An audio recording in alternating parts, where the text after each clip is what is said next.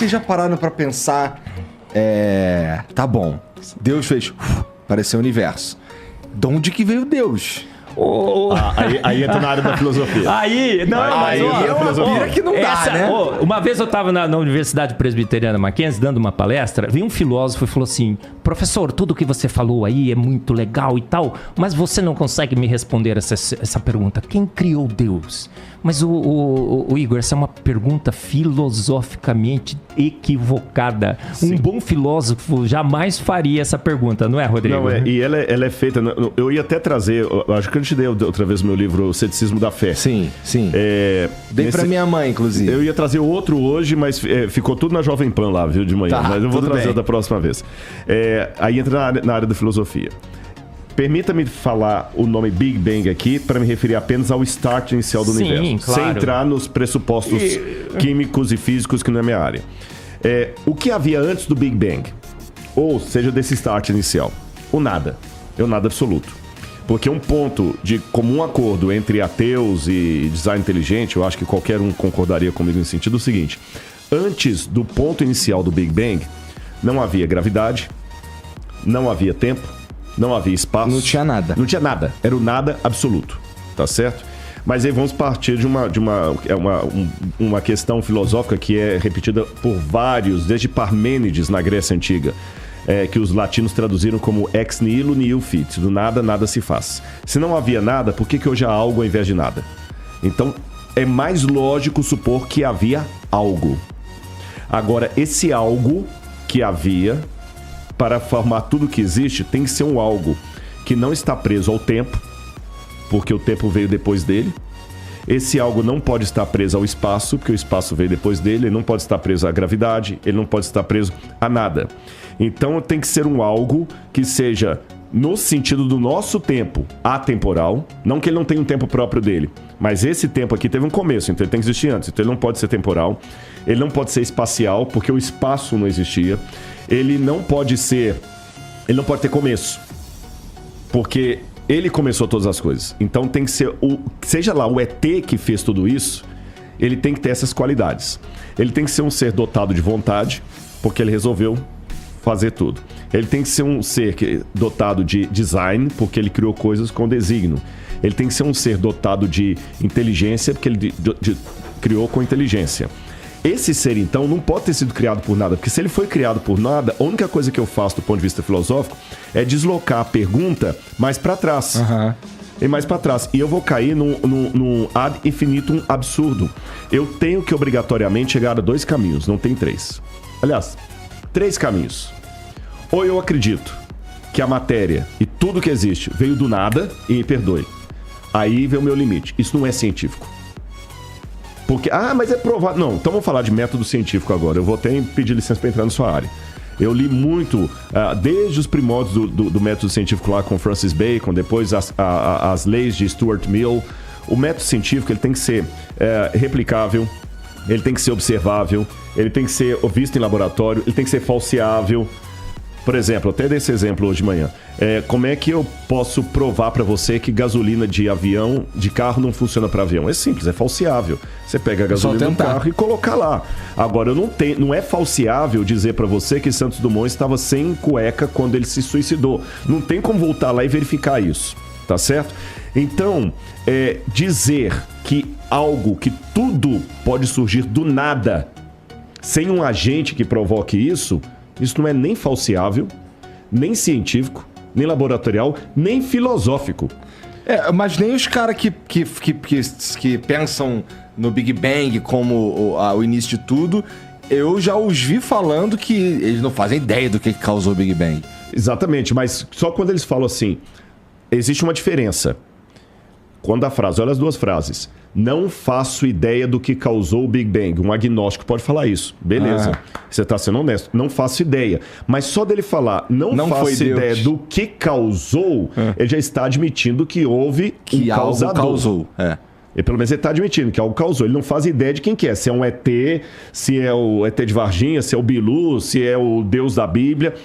Mas ele admite que algo causou. O problema é o outro, puro, que fala o seguinte: nada causou. O Big Bang aconteceu do nada. Então ele não está sendo, com todo respeito, ele não está sendo científico, porque ele não tem como me provar que coisas surgem de não coisas. Estou falando filosoficamente falando.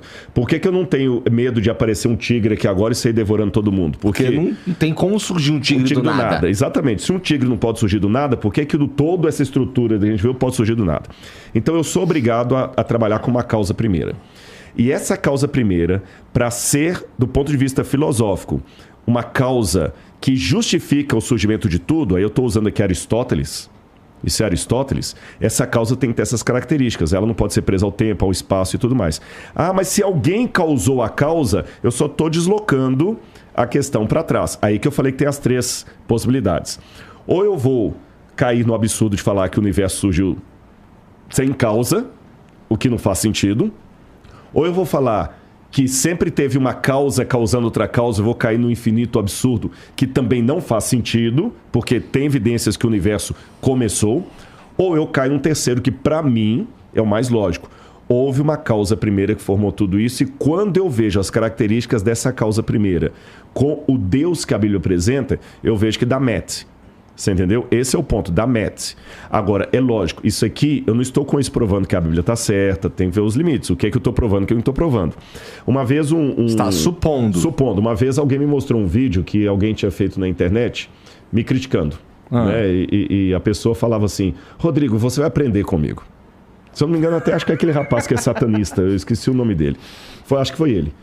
Porque eu não dou muita bola para isso, eu nem abro. Porque se eu for abrir, eu não vou dar dinheiro para minha terapeuta com isso. Eu vou discutir outras coisas, entendeu? Não. Aí, mas alguém me mandou um vídeo.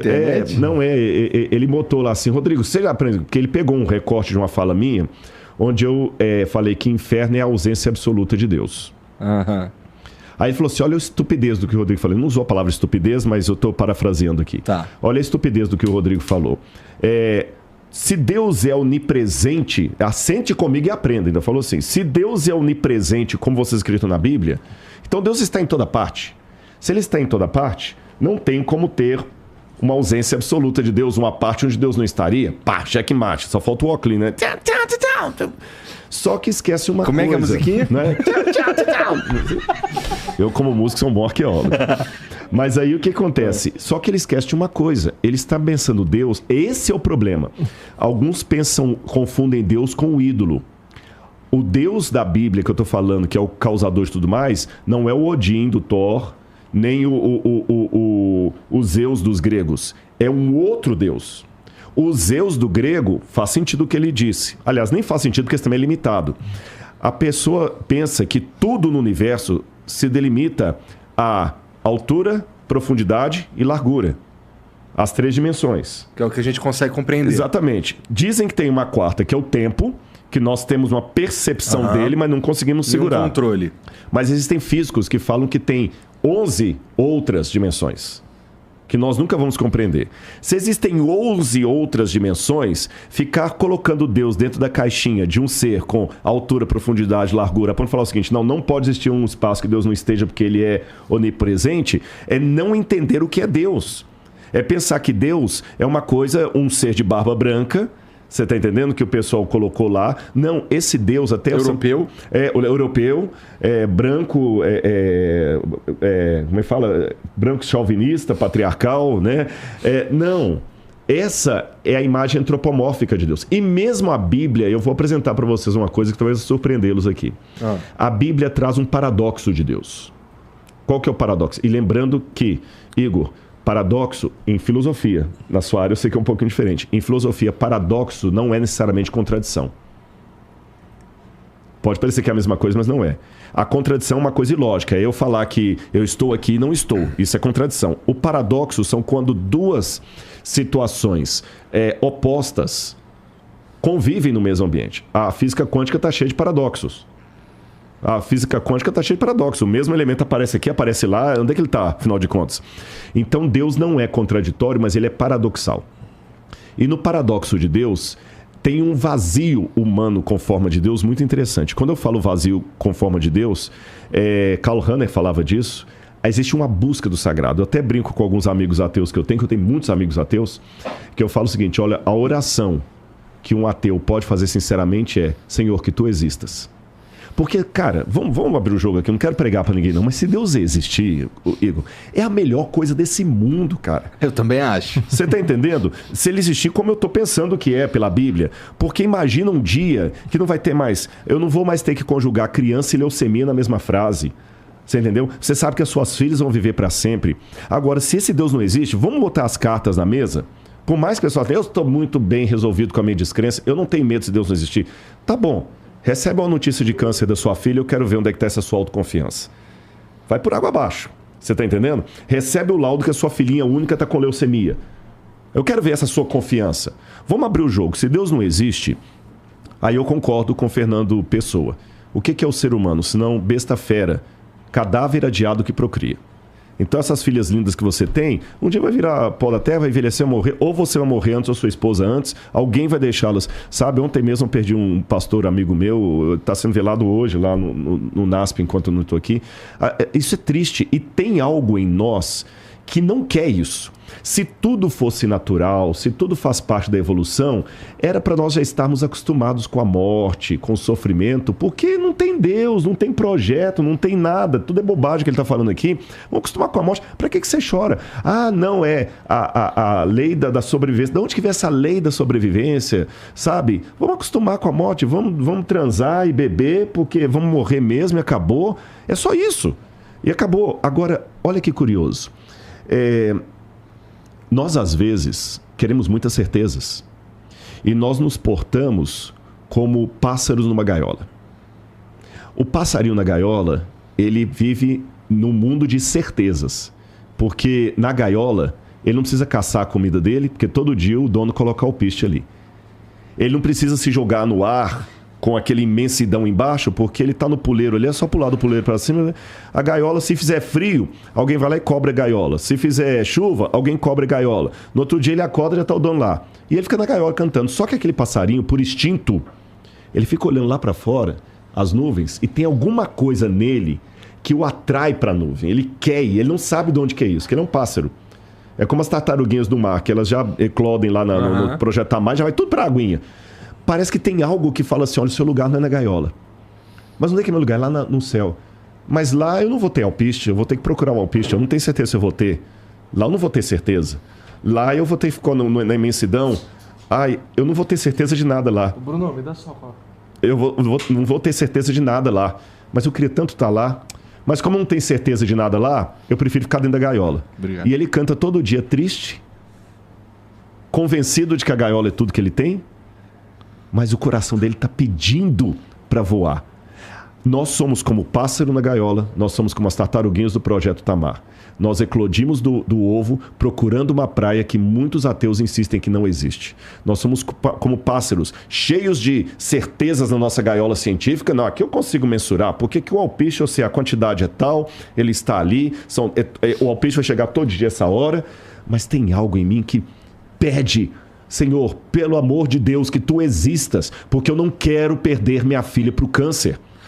Isso que você está falando aí tem a ver com o que eu ia te perguntar a seguir, mas ouvindo o que você falou, eu já suponho qual seria a resposta, mas eu vou lá assim mesmo.